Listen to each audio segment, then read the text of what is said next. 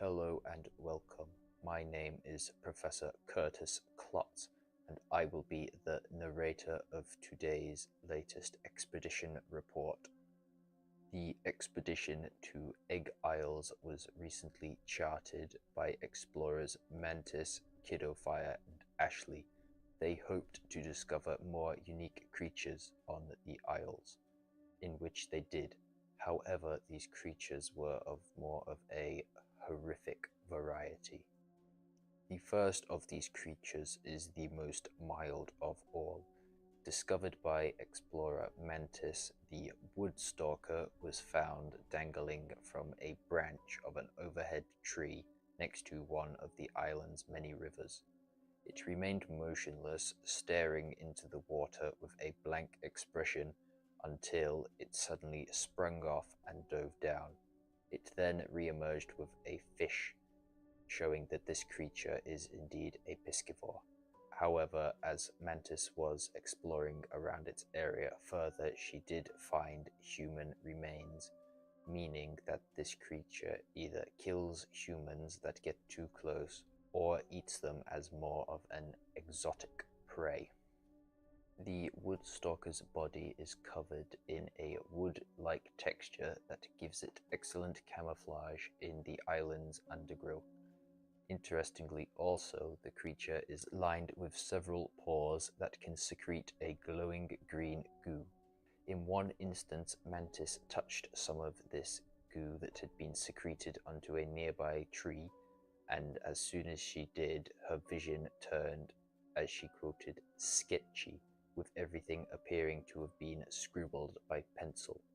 This caused her immense stress, and apparently, if the effect had not worn off sooner, she feared it may have been fatal.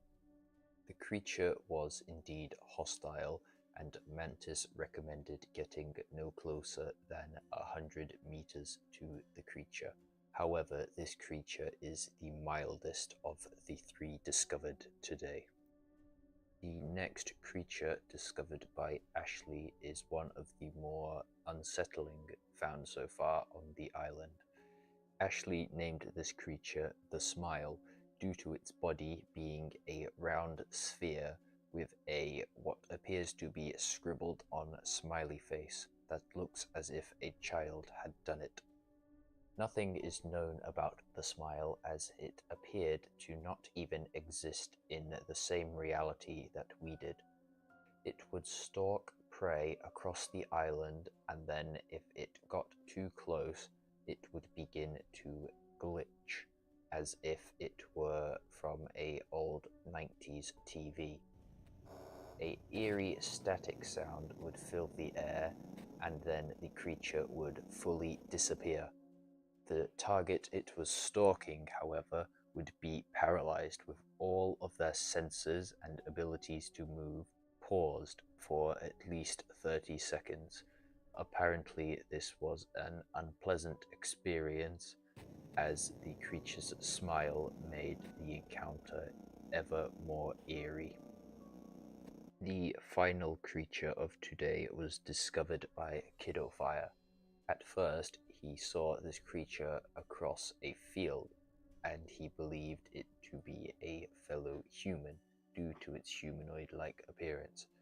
However, as he approached, he realized it was not. He then classified this creature as the Virus. Unfortunately, the creature spotted him from across the field, then began charging at him with a feral, animalistic rage.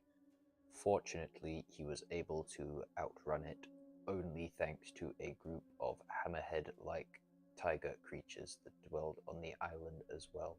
The Virus changed from chasing Kidofire to one of these creatures instead. Interestingly enough, the Virus did not actually kill any of these creatures when it caught up to them. Instead, it bit into one before leaving. Kidofire then began to observe the Virus as it for some reason began to slow down and act as if it was in pain.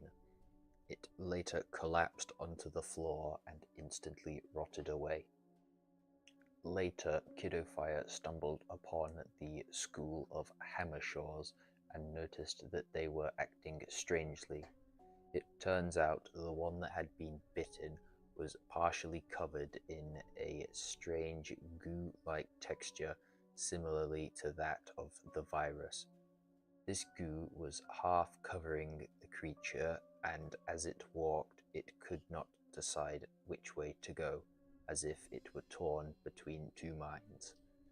Kidofire later presumed this to be because the virus had spread to it as well. Now, Kidofire's next decision I do not fully agree on. He decided he wished to further study the creature, therefore he let it bite him so he could study the virus more closely. I still think this is foolish, but he has taken the proper quarantine steps and is safely contained in the laboratory. Therefore, if anything does go wrong, he is safely contained.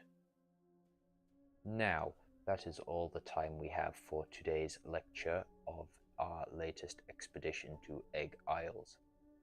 I do believe we will be returning again, so please stay tuned for that. Thank you and goodbye. Ha! The petty fool! He thinks he got it on the first try, but please say otherwise.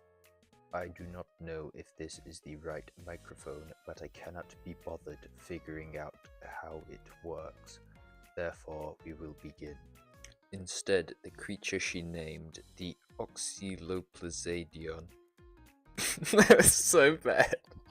I'm sorry, Mantis, why are they so hard to pronounce? The creature was indeed hostile, and Mantis recommended to get no closer than 15 feet. How far is 15 feet? It was called the Smile due to its entire body being that of a black smear with a scribbled on smile and eyes, as if a child had drawn it. No offense, Ashley. Thank you for that, Sentraza. Why, darling, you're very welcome.